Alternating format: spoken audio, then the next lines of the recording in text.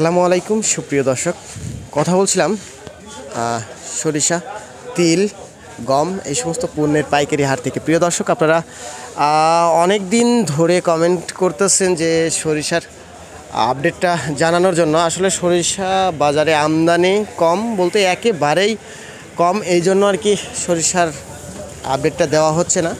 তো সেক্ষেত্রে সরিষার আপডেট আজকে দিব, আঙ্কেলের সাথে কথা বলবো এবং কথা বলে জানবো যে আজকের বাজার দরে সরিষার পাইকারি বাজার দর কেমন চলতেছে। সেই সাথে তিল, আঙ্কেল তিল কিনছে দেখতেছি, ঘরে গাদি করছে। তো তিলের দামটা আর সরিষার দামটা কত চলতেছে কাকার সাথে কথা বলে জানতে পারবো। আসসালামু আলাইকুম। ওয়ালাইকুম আসসালাম ওয়া রাহমাতুল্লাহি ওয়া বারাকাতুহু। তো জায়গা অনেকদিন পরে দেখা, মাশাআল্লাহ ভালো আছেন তো নাকি? আলহামদুলিল্লাহ। তিল এটা কি আজকে নাকি হ্যাঁ, গত হাটে কিনছি, আজকেও কিনছি। আচ্ছা আচ্ছা, বাজারে তিল বা সরিষার আমদানি কেমন দেখতেছে? একবারে নগণ্য আমদানি একবারে কম আমদানি। হ্যাঁ, সেক্ষেত্রে তিলের বর্তমান বাজার দরটা কেমন? তেলের বাজার বর্তমান 4000। সর্বনিম্ন মানের যেটা সেটা কেমন চলতেছে? আমার এই হাটে নিম্নমানের মাল পাওয়া যায় না, তারপরেও ওই 37-38 একটা নিম্নমানের মাল। তাছাড়া আমার ভালো মালই এখানে ভালো মাল। হ্যাঁ, সর্বোচ্চ ভালো মাল এখানে পাওয়া যায় 4050-4100 টাকা পর্যন্ত কেনা বেচা হয়েছে। আচ্ছা আচ্ছা, মানে আমরা শুনছিলাম যে 3800-3900 ছিল, কিন্তু 41 পর্যন্ত হয়ে গেছে। হ্যাঁ হ্যাঁ, মানে দাম হয়েছে, বাড়তি কিনছি আমরা। হ্যাঁ, কিনেছি।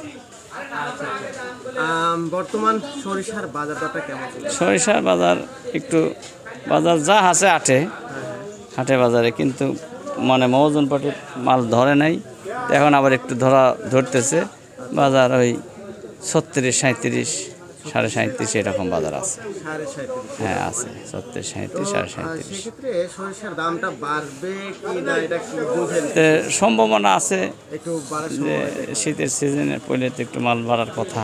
আচ্ছা আচ্ছা, শীত যেহেতু পঞ্চগড়ে শীত পড়ে গেছে শুনলাম। হ্যাঁ হ্যাঁ হ্যাঁ, শীত পড়তেছে এখন। তো যাই হোক, আজকে বাজারে কি সরিষা পাইছিলেন? না, আজকে সরিষা হাটে নাই।